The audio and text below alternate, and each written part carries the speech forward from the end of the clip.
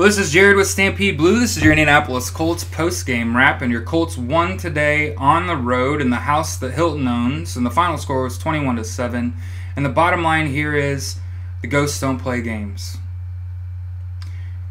When T.Y. Hilton tells a media member that he thinks of Houston as a second home, you take that as a compliment, because the moment you open your mouth and insert your foot, Jonathan Joseph, I'm talking to you, you've drawn ire.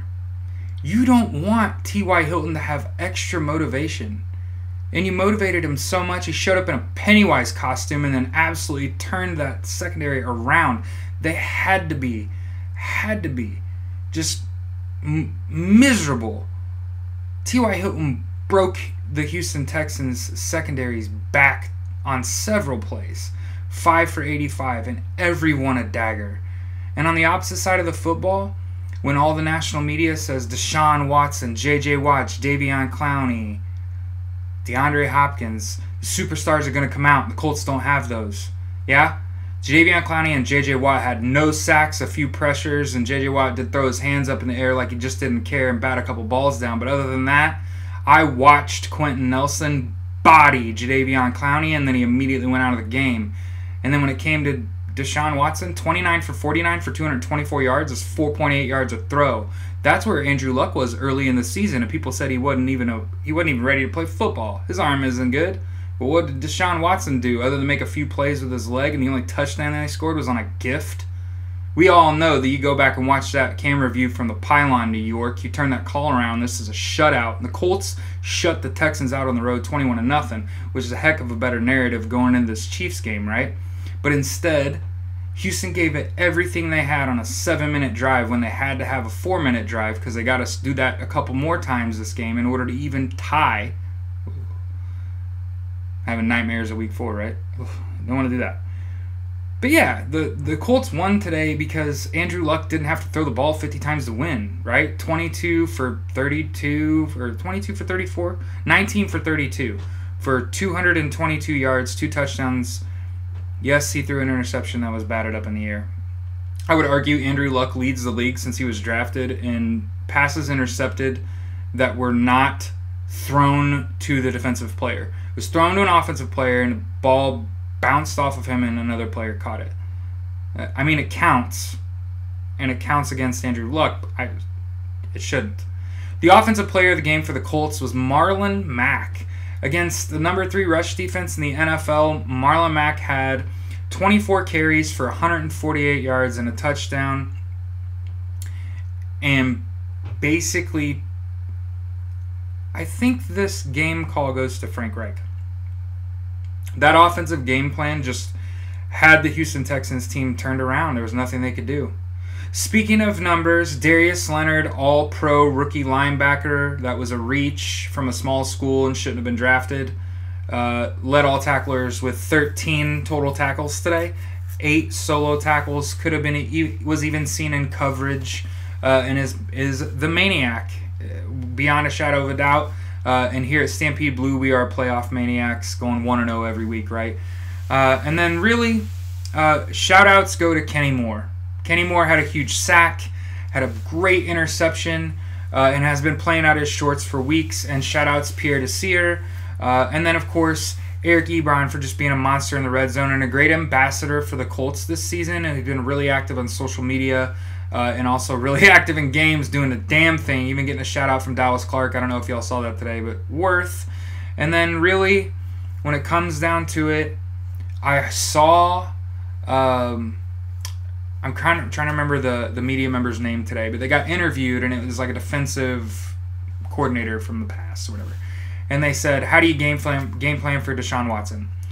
Take away the run game, limit the ability of him to get the ball to DeAndre Hopkins, and force him to beat you with other receivers in his legs, and you're generally going to win the game. They're going to have a hard time scoring a football. Oh, so that's what the Colts did today? And then he was also asked, how do you stop or prepare for Andrew Luck? And he shook his head and said, man, I don't know. They're still trying to figure him out. Dude's been in the league for 6 years. He didn't even play last year. He had all kinds of time to figure it out. While everybody was pooping on him for not playing last year and saying that his arm wasn't anything and he ain't going to come back, I will tell you that as someone that watches every snap multiple times because of NFL All Access, Andrew Luck didn't look very good until about week 5. And then from week 5 on, he has been fine. I guess week 6 if you want to be technical. But the bottom line is, since Anthony Costanzo and Marlon Mack have come back and been healthy, this Colts team really hasn't lost. They're now 11-1 since Costanzo's come back and 10-1 since Mack's come back. So that's important. And then Ryan Kelly was there today. Really incredible effort. Gotta shout out the Houston Texans for making appropriate halftime adjustments and not getting turned around, because that was what was happening in the first half. They were just getting turned around all over the place and getting run all over, passed all over. They couldn't do anything, couldn't figure out what exactly was going on, and that's a credit to Frank Reich and Andrew Luck for just calling a great first half of the football game. And then I get it. Colts fans are going to get tired of seeing the Colts run up the score in the first half and then just kind of belly flop in the second. But again, the onus is on the losing team to score, and if they're unable to do that, you really don't want to put your offense at risk. And what I mean is that you don't want to be trying to keep on scoring when you're not a two-play score kind of squad, right? If the Colts had another playmaker, they could absolutely say, well, we're up 21, we just get this touch to go 4 scores up in the third, it's over. But the Colts don't have players like that. Remember, T.Y. Hilton's kind of hobbled, so he was limited. I don't even think he played half of the offensive snaps, and I could be wrong, he probably played more, but to give you some perspective, like, T.Y. Hilton's 5 for 85 was kind of, yeah, I mean, you can't cover him, but he's also kind of banged up, and Hopkins is kind of banged up too. So it served the Colts that for all of the talk before this game, the two teams came in about as evenly matched as you can imagine, and the onus on both teams was to play great secondary football. And the Colts did that, and the Texans didn't. And then as the game kind of progressed, I understand offensive players get tired, the defense kind of figures out how they're going to play, and then the second half, you're right, kids, that the Texans won the second half 7-0. But fortunately, there are 2 of those, and you got to win them both. And when you're up 3 scores in the first half, and the onus is on the opposing team to do something, and it literally takes, I think they had 9 or 10 possessions, and they got a gift touchdown on the 1. Like, they don't have a good enough offensive line. They obviously are not as good as we thought they were at stopping the run, because Marlon Mack ran all over the Texans defense.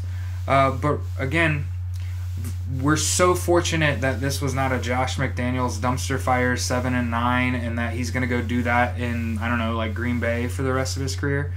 We're so fortunate that we have Chris Ballard, that we have Frank Reich, great leadership, great general management, that Jim Irsay hasn't, driven this team off a cliff. The reality is, guys like Andrew Luck did not come along very often, and eventually national media is going to catch on, and someone more other than Kyle Brandt, shout out homie, that's our guy, one of the national media members. Colin Cowherd's another one that's been saying, like, Andrew Luck's for real, this Colts team is for real. The bottom line is, we're about to find out, right? So this game, I kind of expected us to win, and I want and expect us to win every game we play, because that's how strongly I feel about this team. At the beginning of the season, I projected the Colts to win 10 games, maybe win the division and go to the playoffs. Check. However, most of the other media members, 2-14, 4-12, too young, not talented enough. It's impossible to gauge how good of a head coach Frank Reich's going to be, because it's his first year. But steady leadership and steady improvement and the desire to just win this week is going to prove that in the long term, this team's set up for long-term success now, because they have a coach that has taught us exactly how you should take on every game. It's a one game at a time, one day at a time, get a little bit better every day, 1-0 for the week, is gonna that's gonna be the mantra here for the Indianapolis Colts. And it's on the opposing offense to find a way to score regularly on this defense. Teams like the Chiefs can score. Can they score on the Colts? That's going to be the question. And going to have to score more than 7 points, hopefully.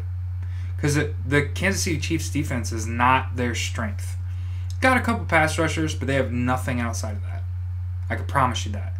The defense that you see played next week against the Colts is not going to look anything like the quality of defense that you've seen out of the Titans, out of the Texans, and out of the Jags in terms of division opponents this year from the Colts. This is the weakest defense the Colts will see the rest of the playoffs. So if there's a game that the Colts could win just because of sheer probability, this is the game that they could win because they could score. They've shown that they can score with anybody and on anybody, the Colts offense. And they've also shown that they can stop anybody. This is the number 1 offense in the league, though. So this is the big test. This has been Jared with Stampede Blue. This has been your Indianapolis Colts post-game wrap. Have a great weekend, everybody. Enjoy the rest of the games. We'll see you next week after the Colts beat the Chiefs in Arrowhead.